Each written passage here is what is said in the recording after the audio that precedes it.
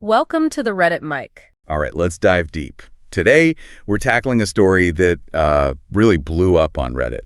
From Best of Redditor Updates, BORU, Yeah, it's quite the saga. It starts with what sounds like a great marriage, a planned baby on the way. And then boom, an accusation of baby trapping. Just wild.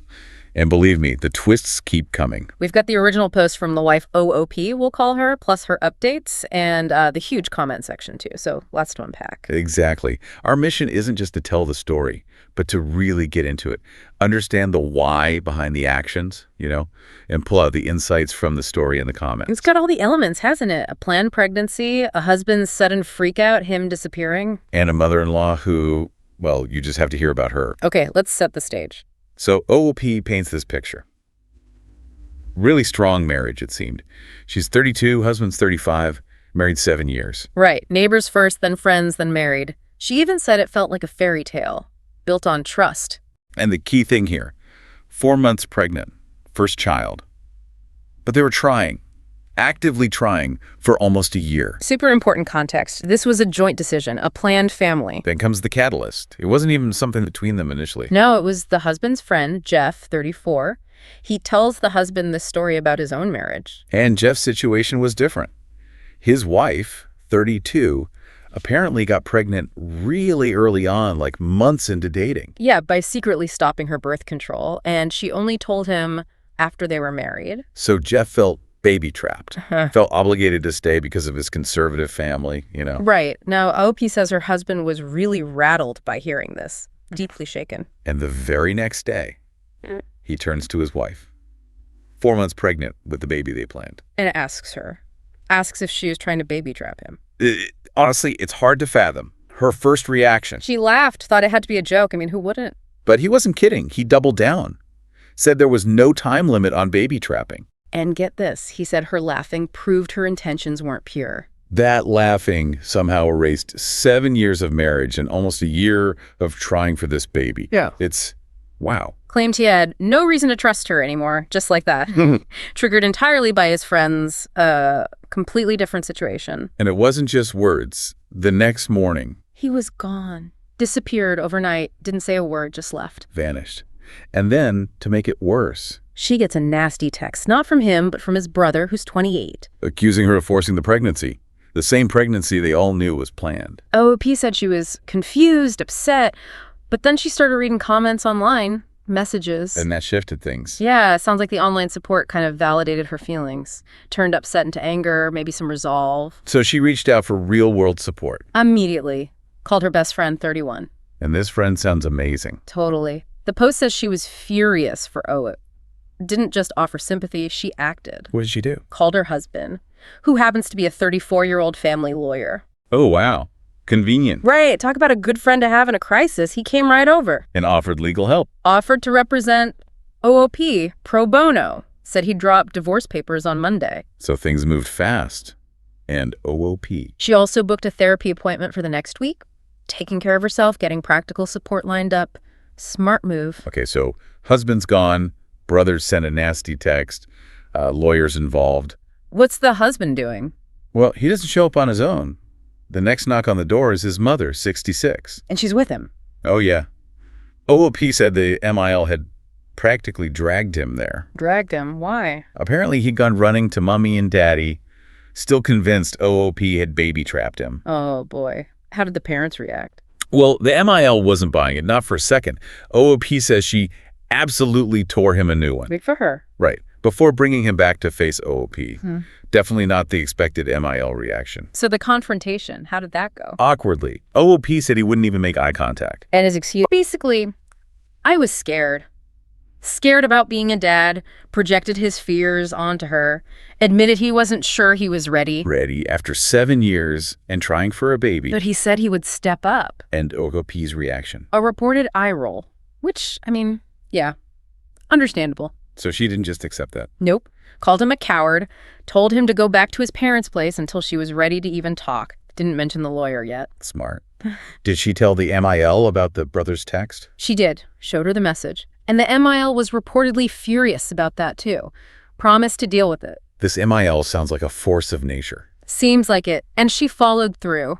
A few days later, she arranges this family lunch. Who was there? OP, the husband, the brother who sent the text, MIL, and the father-in-law who's 70.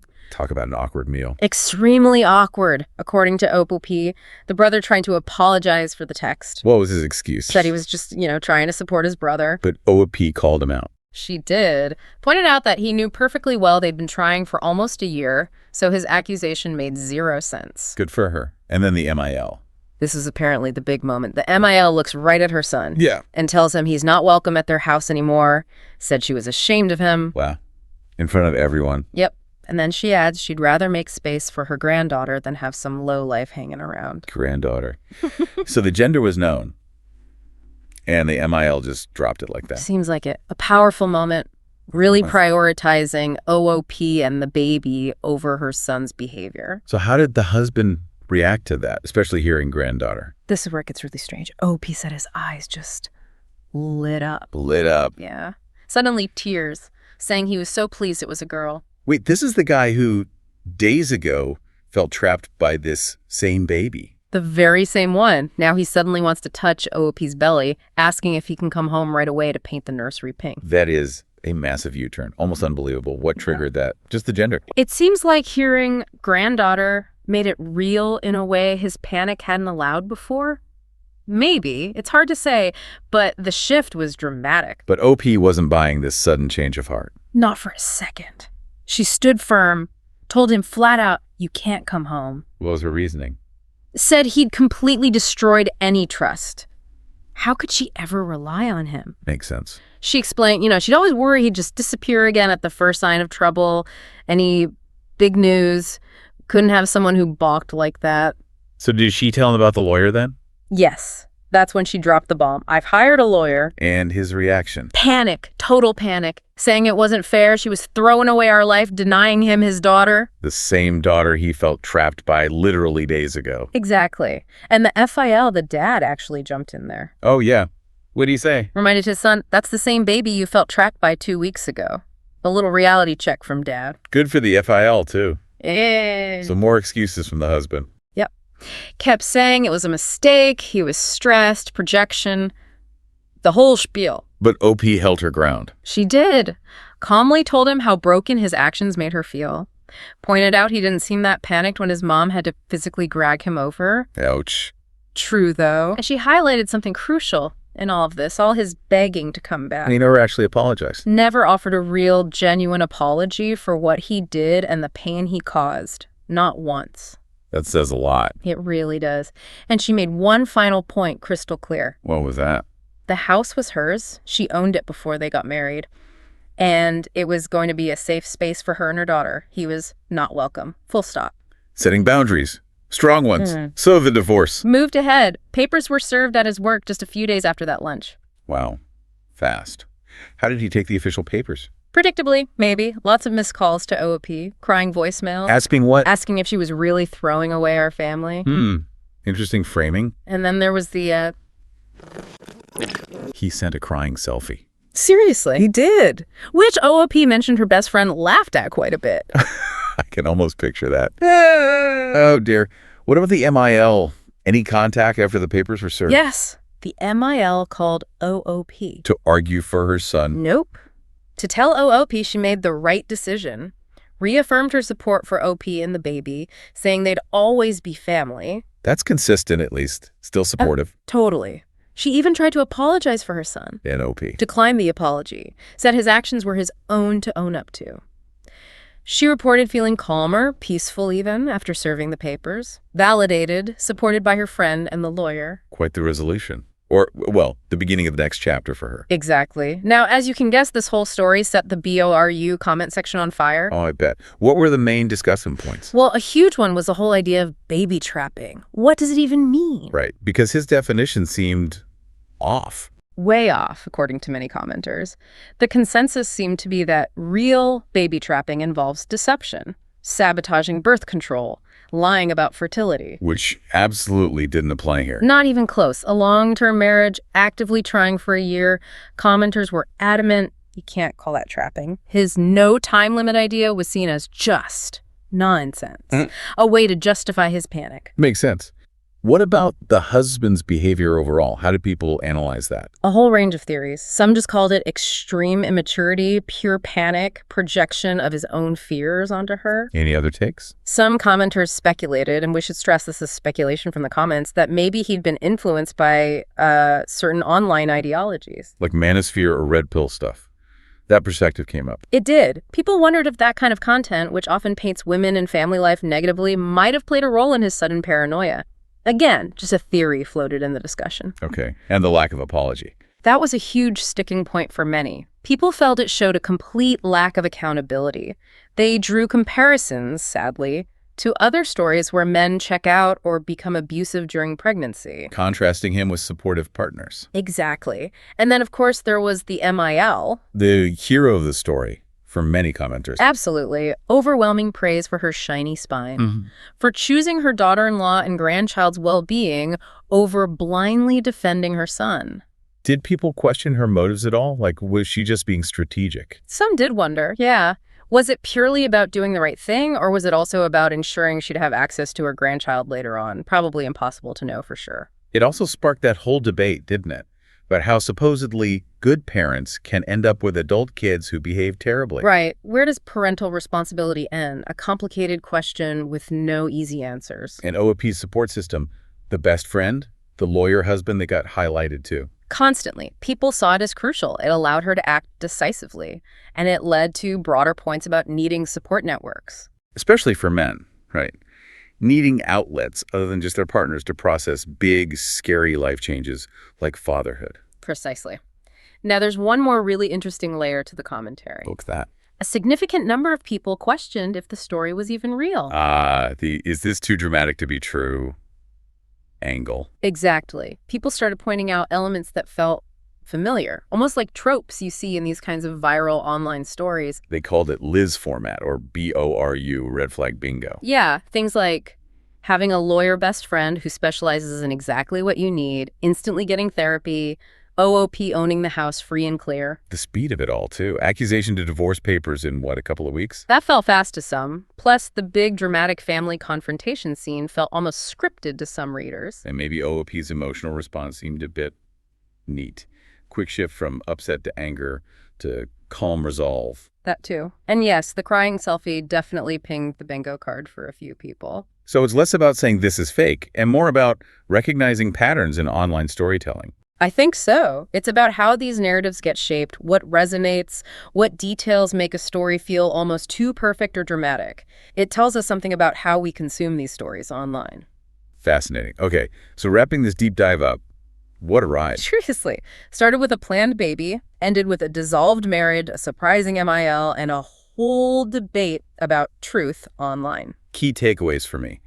How quickly fear and maybe outside influence can shatter trust, even in a long marriage. Yeah, and the sheer power of having real support, friends, family, even in-laws who step up. The huge difference between making excuses and actually taking responsibility, shown by that missing apology. And that whole discussion around baby trapping, how the term got twisted here versus its actual meaning in cases of deception. So what does it all mean? I mean, it's a stark reminder of how important trust, communication, and maturity are, especially when you're building a family. And it shows the strength people can find, sometimes in unexpected places, when things fall apart. But thinking about the husband's panic, the commenters doubting the story, it leaves you wondering, doesn't it? What does this story and the whole conversation around it really tell us about what we expect from partners, especially fathers, facing parenthood? The fear is real, but the reaction here was extreme. That's a great point. And what about the tropes? What does the fact that we recognize these dramatic patterns say about the kinds of stories we're drawn to online? The narratives we find compelling or even questionable? Definitely gives you something to chew on long after the story ends. All right, moving on to the next story. We're plunging into a stack of sources centered around a relationship situation that, well, it seemed to start with something pretty common, a prenup negotiation, but it quickly spiraled into something much, much deeper about the couple involved. It really is a perfect example of how something that looks, purely logistical or financial on the surface can actually expose these fundamental cracks in a relationship's foundation. Right. If you think a breakup over a prenup is just like arguing over who gets what money. Yeah.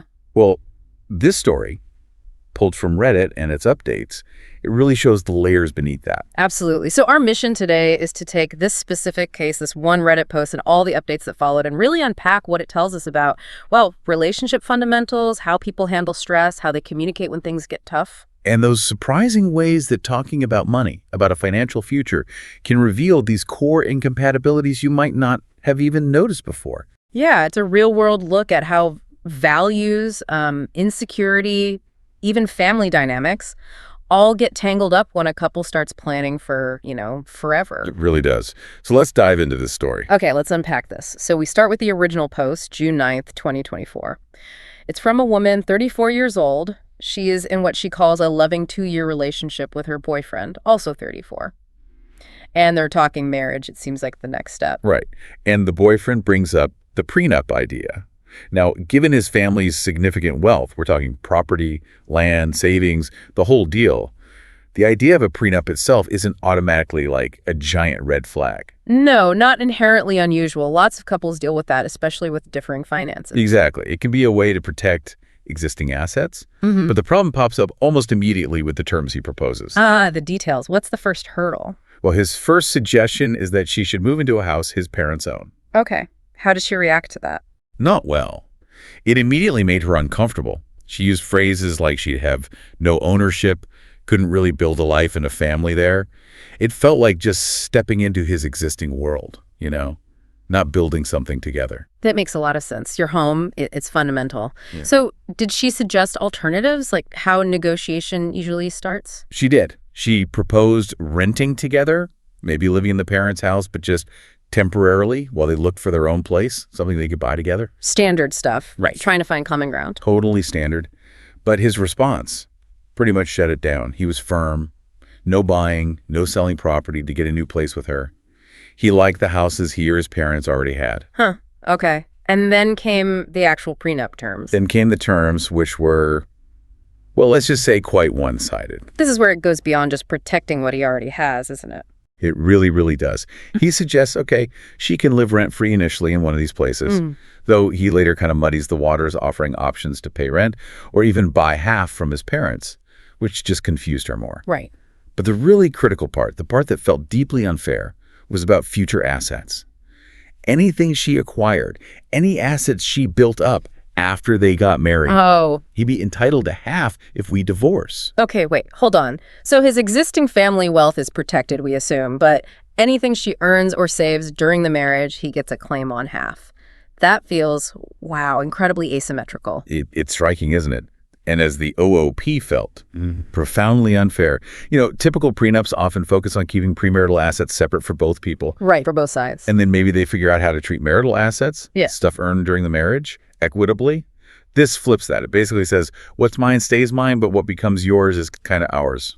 Well, mine if we split. Yeah, that immediately raises questions about fairness, trust. Yeah. His motives, really, which is exactly how she took it.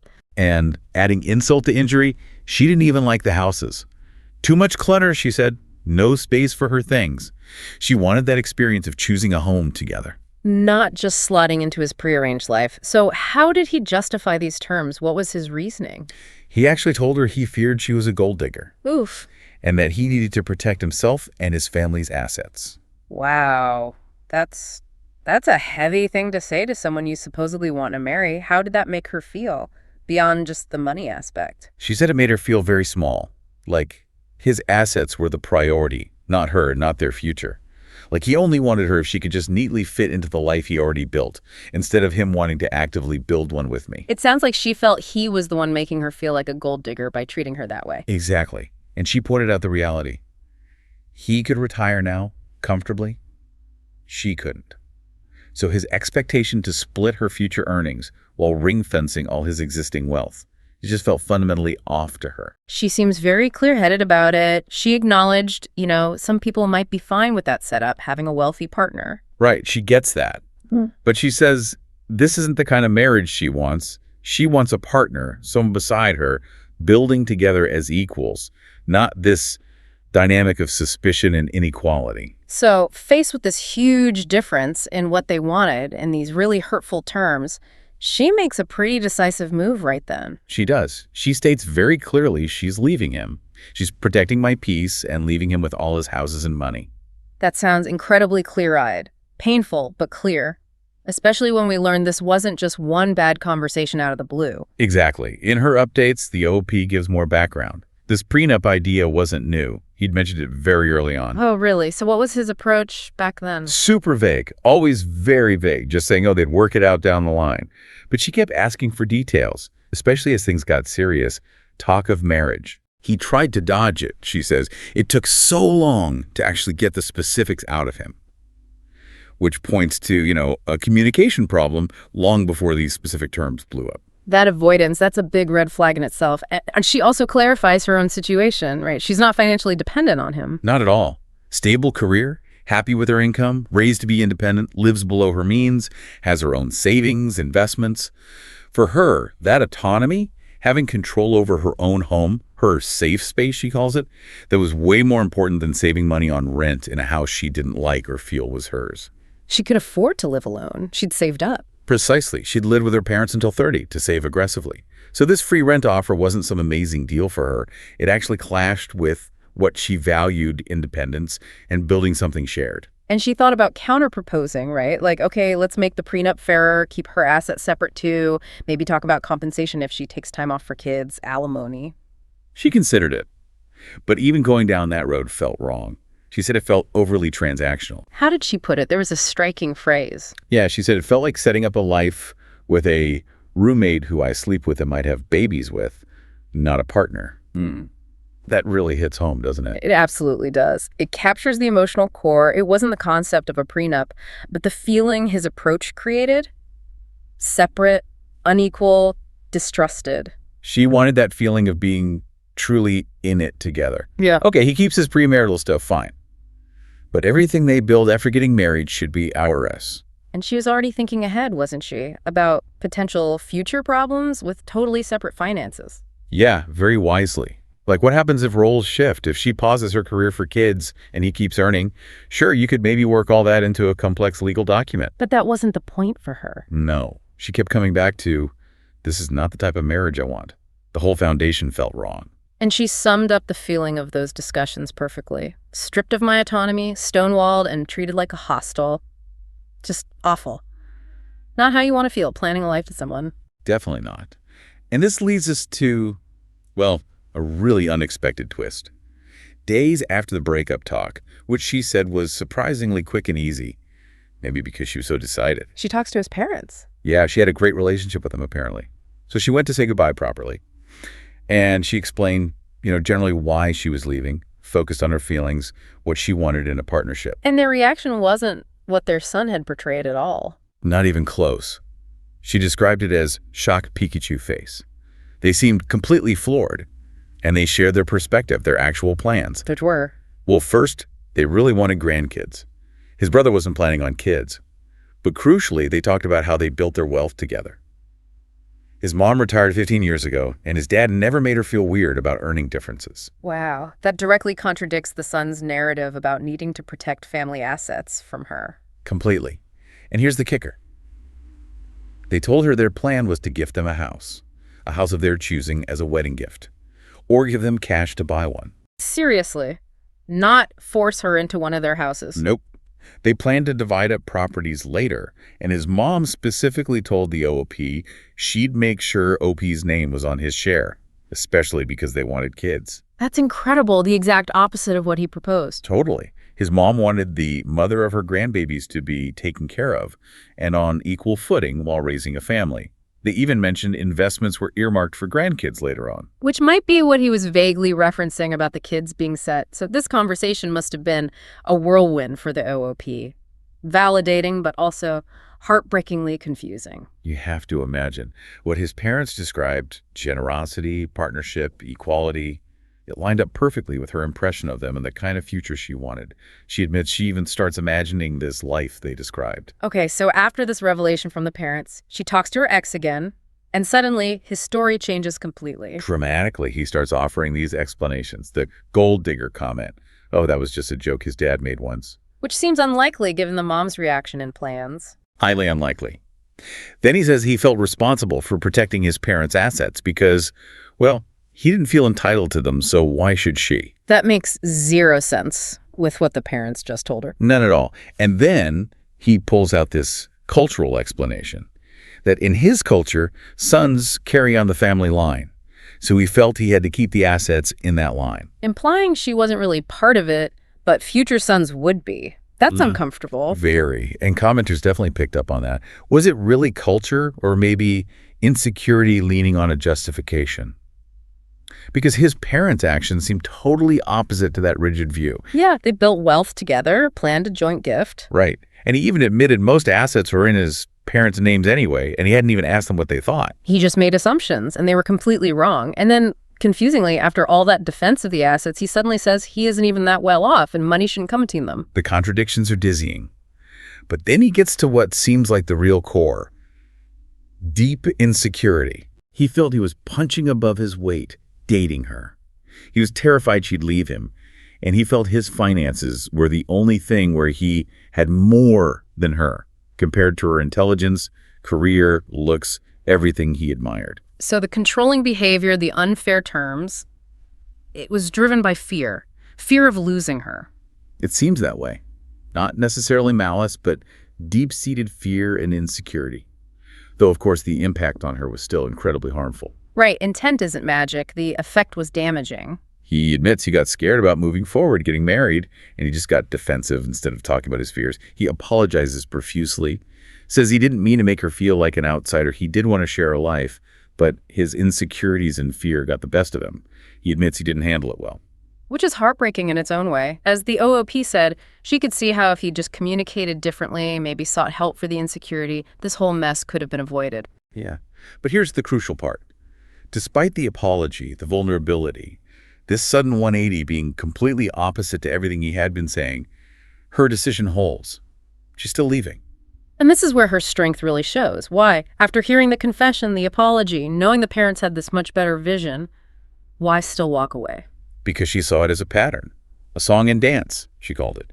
He feels insecure, he acts out hurtfully, then maybe apologizes later.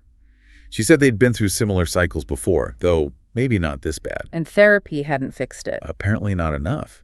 She mentioned couples counseling, but felt he hadn't really learned to use the tools or improve his communication over their 2 years.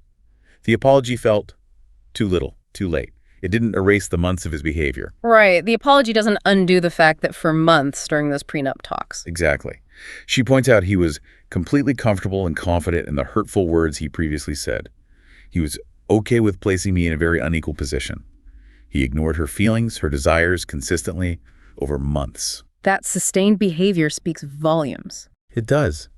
And his sudden change now, it felt less like genuine growth and more like a reaction to the consequences losing her, maybe disappointing his parents. She couldn't unhear the gold digger fear. That trust was broken. And she had another powerful line about that. She did. I can't be his garbage bin every time he needs to sort out his feelings. Essentially, his emotional processing shouldn't constantly wound her or make her feel unsafe in the relationship. It's a powerful boundary. Absolutely. She questioned if the change was real, if it was just parent-driven or panic. The timing right after the parent talk is very suspect. Very. And this leads to what might be the most resonant quote from her whole experience. I will not make the mistake of investing in a man because of what he could be instead of who he is. Wow, that cuts deep. Accepting the reality of his behavior now. Yes. His actions during this incredibly stressful, high-stakes period planning a marriage showed her his character, how he handles difficulty. And she concluded it wasn't likely to just magically change. The thought of facing future life stuff, job losses, kids, illness, all the normal ups and downs with that communication dynamic, impossible for her. Exactly. And sure, the parents offered a good deal. She liked them. But as she rightly said, she's not marrying his parents. They wouldn't be there mediating every argument. So it wasn't just because of a prenup. It was everything the prenup fight revealed. About him, about their potential future. It hurt more knowing what the parents wanted, but she felt she was dodging a much bigger bullet long term. And this story clearly struck a chord. The comment section lit up with people relating, sharing similar experiences, partners testing them due to insecurity. Like that awful story someone shared about the fiancé who kept the apartment freezing cold because he was paranoid about being used for money, exacerbating her health problems. Yeah, that's another stark example of how insecurity can twist into controlling, harmful behavior, supposedly to test someone, but really just driving away anyone decent. Commenters on the OOP's post really latched onto that idea of the self-fulfilling prophecy. Right. If you assume your partner's a gold digger and treat them badly because of it, you push away anyone who isn't actually after your money, leaving only, perhaps, those who would tolerate bad treatment for financial security. It's a sad irony. And those lines the OOP used, "I can't be his garbage bin, I won't invest in potential instead of reality," they were hailed as just powerful statements of self-respect and boundary setting. Definitely.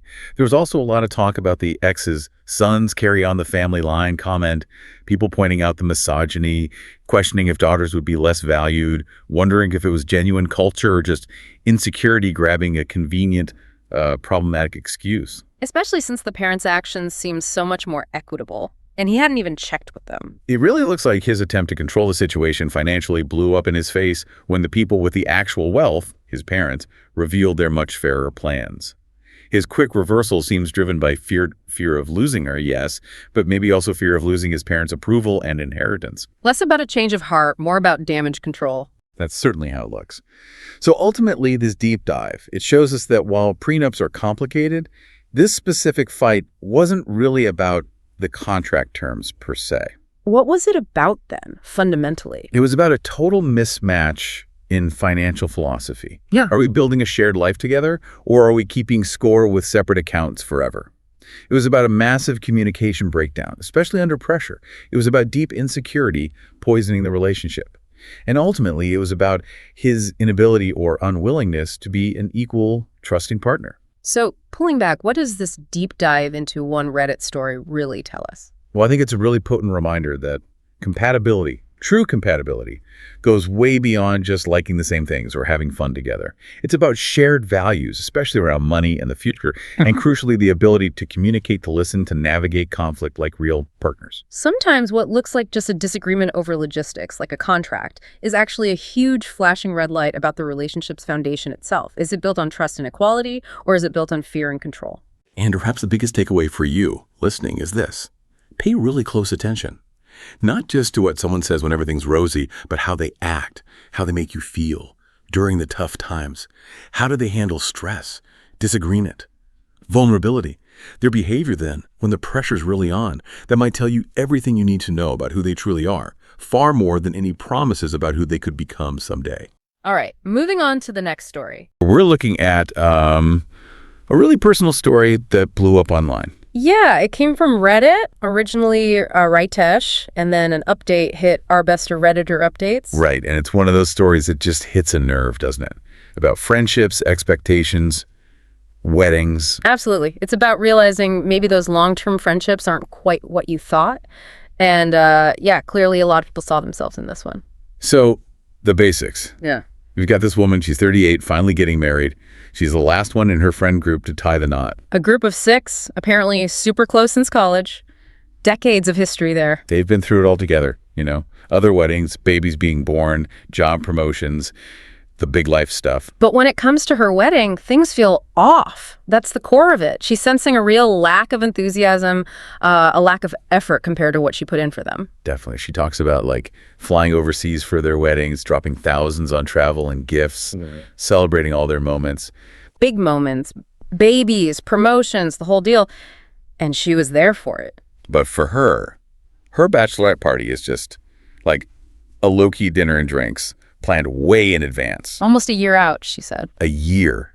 Oh. And friends start flaking. Oh, can't get a babysitter. Oh, work trip popped up. You know, the usual excuses, but they feel a bit flimsy, especially given the history and the advance notice. Totally. And even for the actual wedding, which is still months away at this point, one friend's already worried about babysitters. 2 others say they probably won't stay for the reception because they'll be tired. Tired. Months in advance. Yeah, that stings. If these are your ride or die friends for 20 years. It feels less about logistics and more like, like she's just not a priority. Exactly. But the thing that really crystallizes it all, the moment that sparked the whole Reddit post, was the registry. Ah, the registry. Okay. So she and her fiance, they already have a house, right? So they keep it simple. Mostly stuff under $50. Totally reasonable. Not asking for the moon. Nope. And then in the group chat, the friends announce their gift, a group gift. Okay. A $40 air fryer. $40 for the whole group. So wait, 5 friends? That's like $8 each. $8 each. After she went to their overseas weddings, she's understandably kind of floored. Wow. So she just asks in the chat, basically, hey, just checking.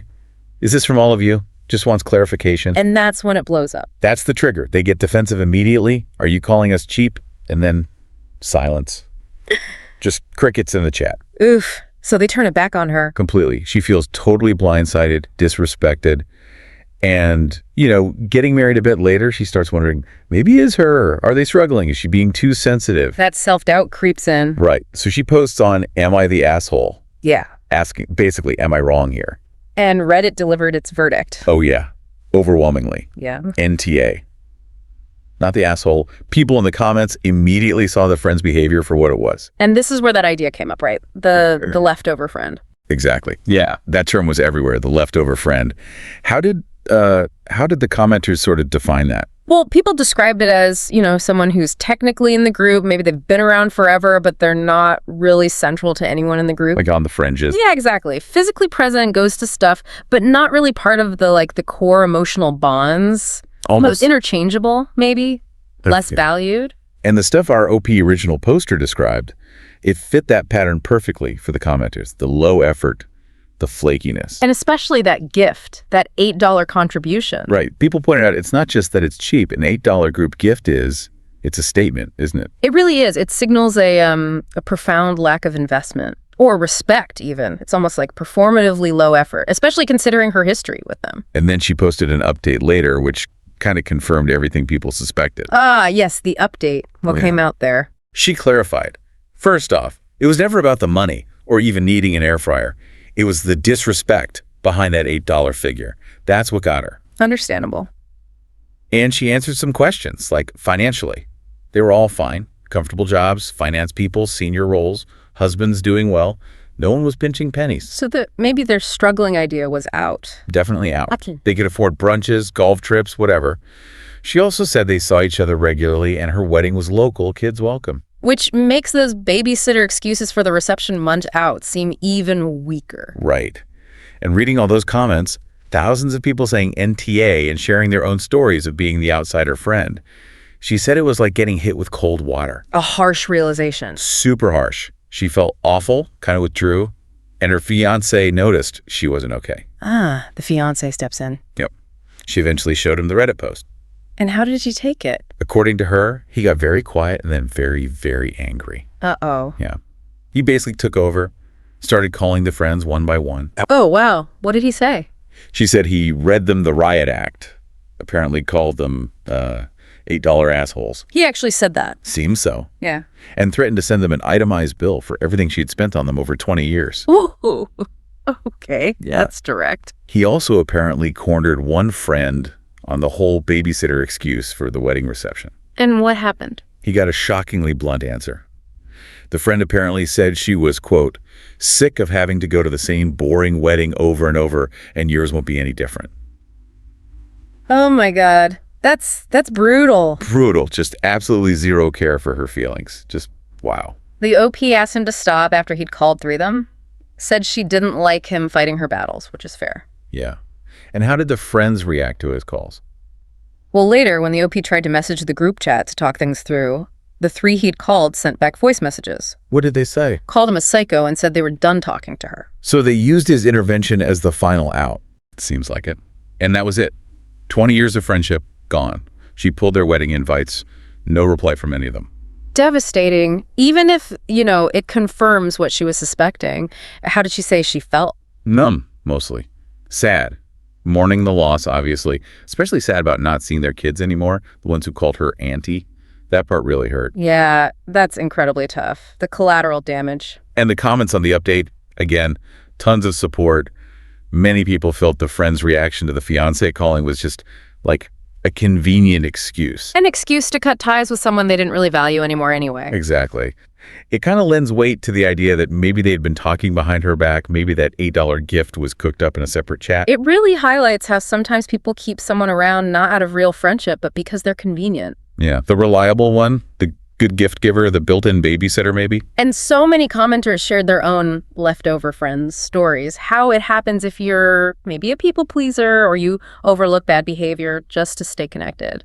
Or even, some mentioned, being maybe neurodivergent and just not picking up on the subtle social cues until something big happens. Ultimately, this whole story, especially with the huge online reaction, shows it was never really about the air fryer, was it? Not at all. It was a symbol of how little they valued her friendship, her big life event, made crystal clear by the low effort and then the defensiveness. It's just incredibly painful to realize that investment wasn't mutual, that you were putting in way more than you were getting back. So painful. But seeing how many people related, it suggests this isn't like a unique, bizarre situation. It happens a lot. And while that realization and the fallout is awful, sometimes that clarity, even from strangers online, is what you need. It's maybe a painful first step towards finding people who do see you and value you. So let's just recap this deep dive a bit. We look at this really resonant story from Reddit. A woman realizing her longtime friends just didn't value her, highlighted by that wedding stuff, especially the $8 gift idea. Yeah, and how that connected to this concept of the leftover friend, someone kind of on the outside looking in, maybe used for convenience, lacking that real reciprocity. And the whole thing imploded after her fiancé stepped in, revealing the friend's indifference, really, and leading to the end of those 20-year friendships. A really stark reminder, isn't it, that sometimes facing the truth about unbalanced relationships, no matter how much it hurts, is necessary. It's the path towards finding healthier connections. Absolutely, because this story, it's about one specific wedding, but it touches on stuff we all navigate, right? Friendship, self-worth, knowing when a relationship just isn't working anymore. That moment of realizing a friendship you thought was solid is actually not. It's profound. But, like we said, it can clear the way for something better, something more mutual. So, thinking about all this, for you listening, if friendship really is built on that mutual investment, that give and take, how do you honestly look at the balance in your own important relationships? When does the cost of keeping an unbalanced connection going just become too high? What really stands out to you from this deep dive? All right, moving on to the next story. Imagine your home. It's your sanctuary, right? The place where you feel safest. Maybe sharing it with someone you trust completely, your partner. Yeah, totally. It's supposed to be your base. But what happens when that feeling of safety just starts to erode? And not from like an outside threat, but from the person in that intimate space with you. Mm-hmm. What if they're not just sharing your life, but actively making your home, well, unsafe? It's a really disturbing thought. I mean, the betrayal feels so much worse when it comes from inside that circle of trust. Likely. And that unsettling scenario is precisely what we're diving into today.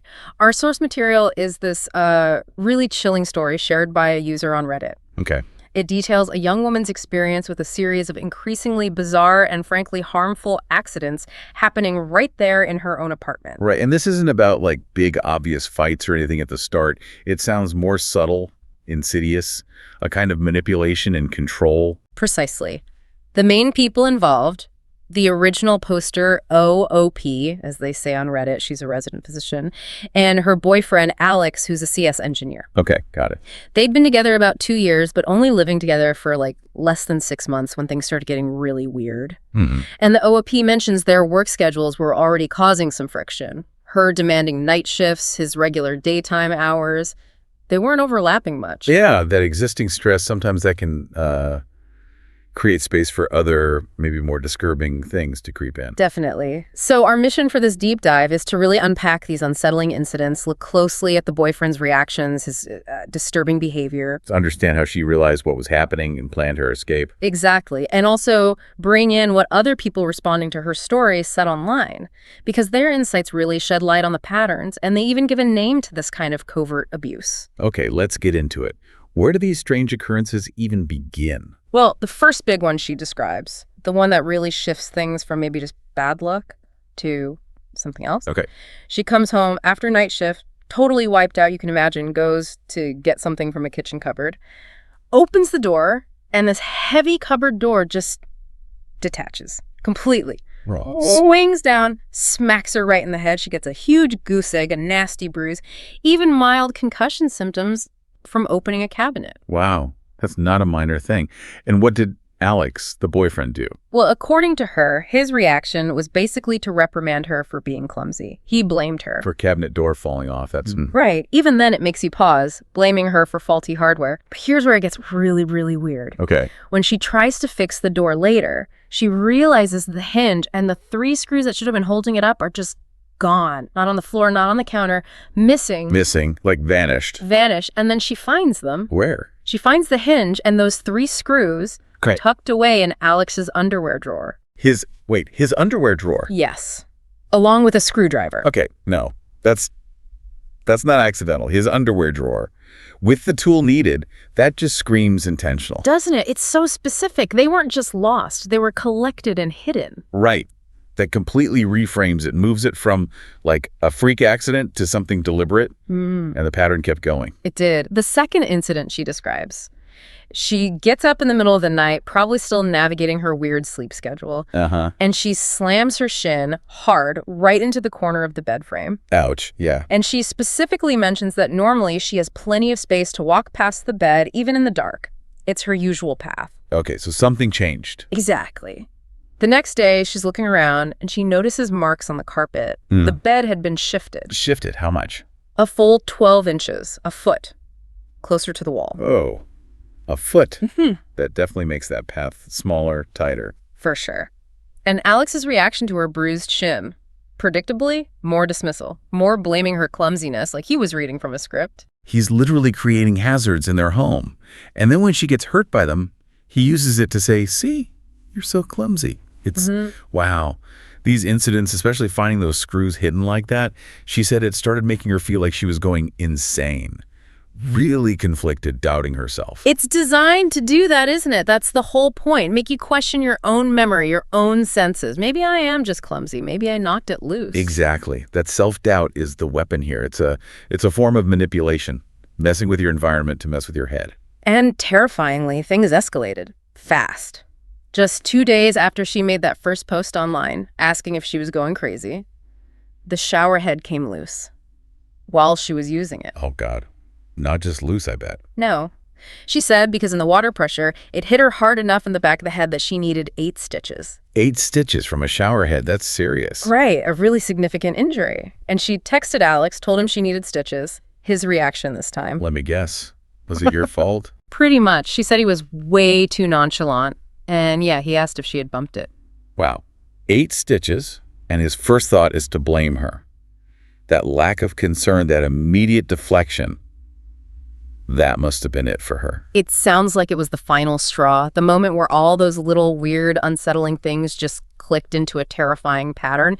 She said his reaction confirmed everything, and she knew she wasn't going to confront him about it. Just get out. Just get out. Her exact words were, she needed to move out before I ended up dead. Chilling. That clarity, born from just sheer terror and realization, she went from doubting her sanity to fearing for her life. So she immediately starts making a plan. She decides, okay, Thursday, Alex is supposed to be at work, his regular daytime job. I'll get a friend to come help me pack. Smart. Get help. Choose a time he's likely gone. Basic safety. But she did something else, too, something really sharp. She was worried he might have hidden cameras in the apartment. I mean, given everything else. Yeah, that makes sense. So she went and flipped the main breaker, killed all the power. Wow. That's, yeah, brilliant foresight. Simple, but it disables most standard cameras right there. And it seems like that action triggered something, because she and her friend are only about 3 hours into packing, and Alex comes home. Comes home. But wasn't he supposed to be at work? Yep. And she points out he never came home for lunch, not once in the 6 months they'd lived there. Okay, so him suddenly showing up right after the power goes out. Right. That strongly suggests he was alerted somehow. Right, like maybe a camera had backup power, or maybe just the lack of signal from something tipped him off. It just adds another layer of disturbing control and surveillance. Yeah. Confirms her feels about being watched. And his reaction when he walked in wasn't confusion or sadness. She said he burst in furious, demanding to know what the fuck we were doing. Furious, not confused. Yeah. Yeah, that suggests he knew exactly what she was doing. He wasn't surprised she was leaving. He was angry. His control was being broken. And in that moment, incredibly tense, high stakes, she just stood her ground, confronted him. What did she say? She listed it. The cabinet, the bed. She also mentioned a dresser incident, him watching her, and something about her jewelry. Stuff not fully detailed in the post, but she listed them. And told him, "It's over. I'm leaving." And his response? Total, classic gaslighting. Called her insane, crazy, tried to make her doubt what she was doing right then and there. Of course. The abuser's playbook. But she didn't fold. She told her friend, call the police, just to supervise while they finish packing. Good move. And then Alex also calls the police, but he tells them she's insane and stealing his stuff. Unbelievable. Trying to use the police to control the situation, stop her leaving. Thankfully, the police showed up quickly, 2 officers, and the OOP just calmly explained the situation, the suspected abuse, her plan to move out safely. She asked them to supervise and file a report just for documentation. That's crucial. Even if she wasn't pressing charges then, getting it on record, it provides protection and evidence. Yeah. She managed to finish packing her essentials, spent about an hour at the station detailing everything. She got out. Thank goodness. So she's physically out, but the aftermath, that's a whole other thing. Absolutely. She took personal leave from work. I mean, who wouldn't after that trauma? Stayed with a friend initially, made plans to move in with another resident physician. Good support system, sounds like. And she took another really smart step. Her tech, her iPhone, iPad, laptop, she took them straight to the Apple Store, had them do a full wipe factory reset. Why? Oh, spyware. Worried he'd planted something. Exactly. Given the camera suspicion, the control, she wasn't taking any chances. Again, just incredible presence of mind. Definitely. And how was she feeling? Relieved to be safe, she said, but still really afraid of him. Afraid of what he might do next. Which is completely understandable. Escaping doesn't just erase the fear or the psychological impact overnight. For sure. And this is where the online responses to her story become really valuable. The comments weren't just, "Oh, that's awful." They provided validation, context, language. Yeah, people immediately chimed in saying, "You are not crazy." They recognized the pattern instantly, said the incidents were super suspicious, classic abuse signs. And they gave it a name, right? The term that kept coming up. Physical gaslighting. Yes. That specific term was used a lot. Explain that a bit more. It fits perfectly here. Right. So physical gaslighting is when someone deliberately manipulates your physical environment. They move things, loosen fixtures like the cabinet or shower head, hide stuff. Like the screw. Exactly like the screws. And the whole point is to make the victim doubt their own memory, their perception, even their sanity. Make them feel clumsy, forgetful, like they're losing their grip. It comes from that old play, right? Gaslight, where the husband dims the gaslights and tells his wife she's imagining it. Precisely. That's the origin. Yeah. This story is just a terrifyingly real, modern, and dangerous example of that core concept, manipulating reality to undermine someone. And commenters also talked about escalation, didn't they? How this kind of abuse often gets worse over time. Yeah, a lot of people pointed that out, how abuse tends to progress and often becomes most dangerous right when the victim tries to leave or assert independence. That's a critical point. They shared other examples too, right? Different types of this covert sabotage. Things like tightening jar lids, impossibly tight, constantly hiding keys or phones, subtly damaging property, even harming pets. All ways to create chaos, frustration, make the victim feel unstable and dependent. Just awful. And did people speculate on why Alex might be doing this? His motivation? There was a lot of speculation in the comments based on her story. Maybe resentment over her career, her independence as a doctor, a pathological need for control, maybe just plain sadism. Or that really chilling possibility. Yeah, that maybe these accidents were practice runs, setting up a history of her being clumsy to cover for a more serious, maybe even fatal incident down the line. God, that's horrifying to think about, but it makes a terrifying kind of sense in this context. People were also really impressed by the OOP's actions, weren't they? Definitely. Logging things, flipping that breaker, wiping her devices, getting the police involved. Commenters wondered if maybe her medical training, or maybe just reading other stories online, had prepared her somehow. It shows how important sharing these stories can be, right? That knowledge might have helped her react so effectively. Absolutely. It could literally save someone's life. Yeah. And there were those lingering questions, too, from her confrontation. Right. She mentioned a dresser, her jewelry, him watching her.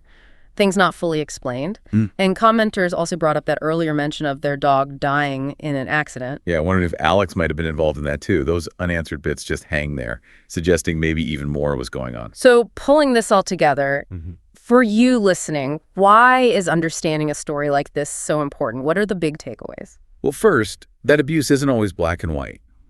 It's not always shouting or hitting. It can be incredibly subtle, covert, like this physical gaslighting, designed specifically to mess with your head.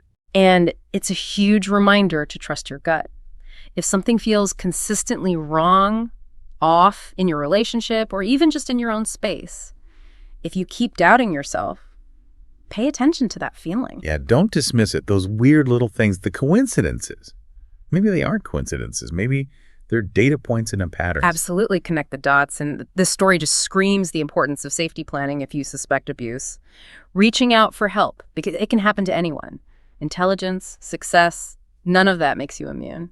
And finally, just the power of sharing these experiences. Yeah. Talking about it, learning the red flags, recognizing the patterns, that knowledge is vital for ourselves and for looking out for people we care about. So we followed this journey from these unsettling feelings to chilling confirmation through a really dangerous escape and thankfully into immediate safety. The key lessons are pretty clear. Covert abuse, physical gaslighting, it's real, it's dangerous. Pay attention to those red flags no matter how weird they seem. Trust your instincts. And planning and support are absolutely critical if you need to leave a dangerous situation. Yeah. It leaves you thinking, doesn't it? How easy is it to just write off a loose cabinet or tripping over something as bad luck? Or, oh, I'm just being clumsy today. Right. And how vital is it when those little things start piling up to actually stop, look at the pattern, and ask that terrifying question, is someone I trust intentionally messing with my reality right here in my own home? Thanks for joining us for this deep dive today. We hope it gave you plenty to consider.